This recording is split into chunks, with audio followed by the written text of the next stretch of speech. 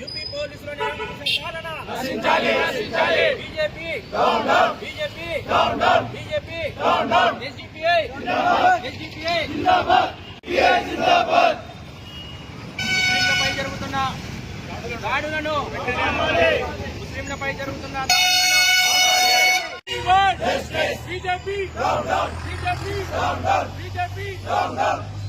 దళితులపై దాడులను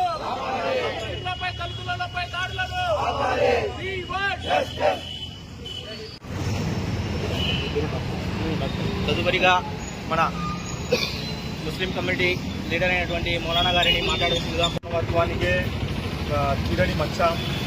ఈ దేశంలో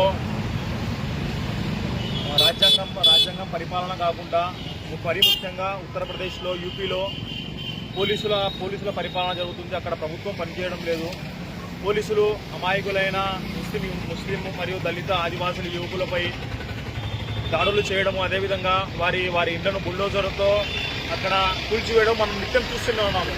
నిన్న యూపీలో జరిగిన ఒక మసీదు విషయంలో కోర్టు ఇచ్చిన సర్వే మీద అక్కడ ప్రజలు నిరసన తెలియజేస్తుంటే అందులో కొంతమంది ఆకతాయిలు రాళ్ళు రుగ్గులొచ్చు వాళ్ళ మీద చర్యలు తీసుకోవాలి. అంతేగాని అక్కడి మసీదులోకి బయట నుంచి వెళ్ళి అక్కడ ఉన్న యువకుల మీద కాల్పులు జరగడం అత్యంత నీచమైన చర్య. ఈ చర్యను social democratic party of India SDP తరఫున మేమందరం తీవ్రంగా ఖండిస్తున్నాము. యూపీ పోలీసులు కూడా రాజ్యాంగానికి అతిథులేం కాదు. వాళ్ళు కూడా రాజ్యాంగంలో పరిధిలో ఉండి పనులు చేయాలి. కానీ అనవసరంగా అతి చేస్తూ మరియు ప్రజలను చంపేందుకు వారికి ఎటువంటి హక్కులు లేవు. ముఖ్యంగా మనం చూస్తే ఈరోజు ముస్లింలు కానీ, దళితులు కానీ, ఆదివాసులకు ప్రాణాలకు లెక్కంటే లేదు. ఎవరొచ్చి చూసినా కూడా వాళ్ళని ఏ విధంగా ఇబ్బందులు పెట్టాలి, వాళ్ళ ఇంట్లో వాళ్ళని ఏ విధంగా ఇబ్బందులు పెట్టాలి, వాళ్ళకు ఏ విధంగా వాళ్ళకు ఎకనామికల్లీ వాళ్ళకు ఇంటి పరంగా ఇబ్బందులు పెట్టడానికి గవర్నమెంట్, పోలీసులు, మరీ ముఖ్యంగా యూపీ ప్రభుత్వము ఈ విధంగా దుర్మార్గమైన చర్యలకు సాగిస్తుంది. దీన్ని మనమందరం ఏకతాటిగా వచ్చి ఖండించాలి. ఈ దేశము భారత రాజ్యాంగంపై నిర్మితమై ఉంది. ఇక్కడ రాజ్యాంగం ప్రకారం పరిపాలన జరగాలి. కానీ ఒక మనువాదం ముసుగులో బీజేపీ తన సొంత ఎజెండాలను అమలు చేస్తుంది. ఎంతసేపు ఉన్నా ఆ మసీదును తగ్గుదాం, ఈ మసీదును తగ్గుదాం, అక్కడ ఆలయం ఉంది, ఇక్కడే ఆలయం ఉంది కానీ ఈ మూర్ఖులు పనిచేస్తున్నారు. కానీ ఎప్పుడైనా మనము మన హిందూ సోదరులకు కానీ, క్రిస్టియన్లకు కానీ, ముస్లింలకు కానీ వారికి ఎంప్లాయ్మెంట్ ఇస్తున్నామా, వారికి ఏమైనా తిండి పెడుతున్నామా, వాళ్ళ యొక్క పిల్లలకు ఏమైనా ఉద్యోగాల గురించి మనం ఆలోచిస్తున్నామా? ఎంతసేపు చూసినా హిందువులు ముస్లింలు అనే ఒకటే మాట తప్ప దేశానికి పనికొచ్చే పని ఏదైనా బీజేపీ గవర్నమెంట్ ఇప్పుడు చేస్తుందా? ప్రభుత్వానికి సక్రమంగా నడపడానికి ఏమైనా పనిచేస్తుంటే ఏం లేదు. ఎంతసేపు ఉన్న ఎలక్షన్లు రావాలంటే ఏదో ఒకటి గొడవ సృష్టించాలి. హిందూ లేదా ముస్లిం గొడవ సృష్టించి పనులు గడుపుకోవడమే వీళ్ళ చర్యగా ఉంది. దాని ద్వారా ఓట్లు పొంది రాజ్యాంగ పదవులు అనుభవించడానికి మాత్రం వీళ్ళు పనికొస్తున్నారు. ఇటువంటి చర్యలను మనం తీవ్రంగా ఖండించాలి. ఈ దేశ పౌరునిగా, భారతదేశ పౌరునిగా ప్రతి ఒక్కరికి ఈ దేశంలో నిజాయితీగా జీవించే హక్కు ఉంది. ఆ జీవించే హక్కును తీసుకునేందుకు ఎవరికి కూడా అధికారం లేదని ఈ సందర్భంగా తెలియజేస్తున్నాను. ఖచ్చితంగా ఈరోజు దేశవ్యాప్తంగా ఎస్డిపి ఆధ్వర్యంలో నిన్న యూపీ జరిగిన ఘటనకు వ్యతిరేకంగా దేశవ్యాప్తంగా నిరసన కార్యక్రమం చేస్తున్నాము.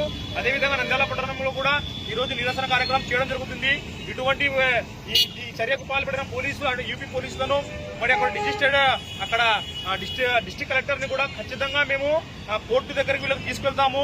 న్యాయపరమైన అన్ని చర్యలు ఎస్డిపిఐ తీసుకుంటుందని ఈ సందర్భంగా తెలియజేస్తున్నాను. జై హింద్, జై ఎస్డిపిఐ. నిన్నటి రోజు యూపీలోని సంబాల్లో పార్టీ ఆఫ్ ఇండియా దేశవ్యాప్త నిరసన కార్యక్రమాలకు పిలుపునివ్వడం జరిగింది. అందులో భాగంగానే ఈరోజు నంద్యాల పట్టణంలో కూడా ఈ యొక్క నిరసన కార్యక్రమాన్ని చేపట్టడం జరిగింది.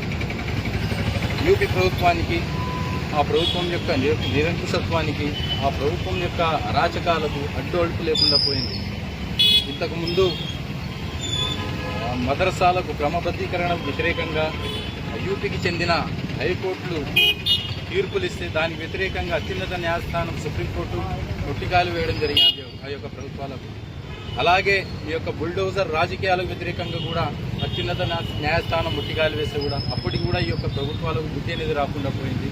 ఈ యొక్క నిరంకుశత్వానికి, ఈ యొక్క అరాచకత్వానికి ముగింపు అనే రోజు తప్పకుండా ఒకరోజు వస్తుంది. ఈ రోజు ఈ యొక్క అరాచకత్వం, ఈ యొక్క నిరంకుశత్వం రోజు నడుస్తుంది.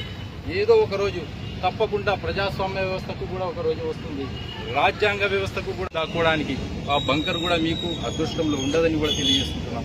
కాబట్టి ఈ యొక్క నిరంకుశత్వానికి, నిన్న జరిగిన అరాచకానికి NCHRO రైట్ తీసుకోవాలి. అలాగే అత్యున్నత న్యాయస్థానం కూడా దీనిపై చొరవ తీసుకుని ఆ యొక్క ప్రభుత్వాలకు బర్తరఫ్ చేసే పనిలో నిమగ్నం అవ్వాలని కూడా నేను social democratic party of India తరఫున పిలుపునివ్వడం జరుగుతుంది. కాబట్టి సోదరులారా, ఈ యొక్క ప్రజాస్వామ్య వ్యవస్థకు, రాజ్యాంగ వ్యవస్థకు ఏ రోజైతే వస్తుందో ఆ రోజు వరకు social democratic party of India నిరంతరం పోరాటం చేస్తూనే ఉందని తెలియజేస్తూ ఈ యొక్క అవకాశం ఇచ్చిన हुकूमत हिंद ऐसा लगता है जैसा मुल्क में इंसाफ बिल्कुल ख़त्म होते जा रहा है। ऐसा नज़र आ रहा है कि एक तरफा हुकूमत कर रहे हैं या जहन में कुछ और रखकर लोगों को नुकसान पहुंचाने के अलावा लोगों के खैर के लिए बात करना या उसके लिए काम करना बहुत मुश्किल होता जा रहा है। हुकूमत की जो कुर्सी है ये बहुत बड़ी कुर्सी है। इस पर बैठकर पूरे मुल्क का भला चाहना, यहाँ तक कि इस्लामी एतबार से अगर हम सोचा जाए, इस्लाम ने ये भी सिखाया है कि मेरी हुकूमत के अंदर रहने वाला कुत्ता भी अगर मर जाता है तो उसकी जिम्मेदारी मैं उठाता हूँ। यह हज़रत उमर रज़ी अल्लाह तआला का जुमला है। तो ये इंसान तो इंसान, वहाँ के इलाके के जानवर भी उसके गोया के अंडर रहते हैं, उनके साथ भी इंसाफ का मामला करना एक हुकूमतदान की जिम्मेदारी होती है।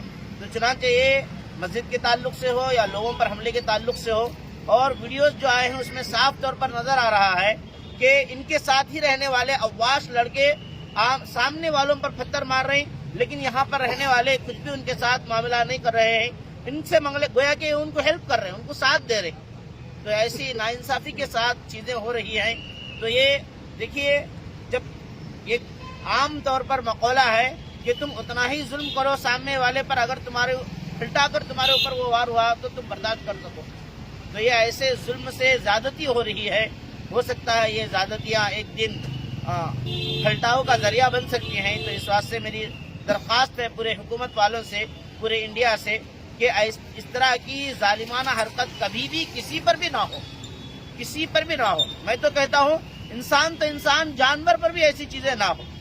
तो इसी तरह ये जो प्रोटेस्ट का काम कर रहे हैं, तो मैं इनको भी मुबारकबाद देता हूं कि इस तरफ इन्होंने कदम उठाया सोचकर कि मुल्क में अमन बाकी रहे।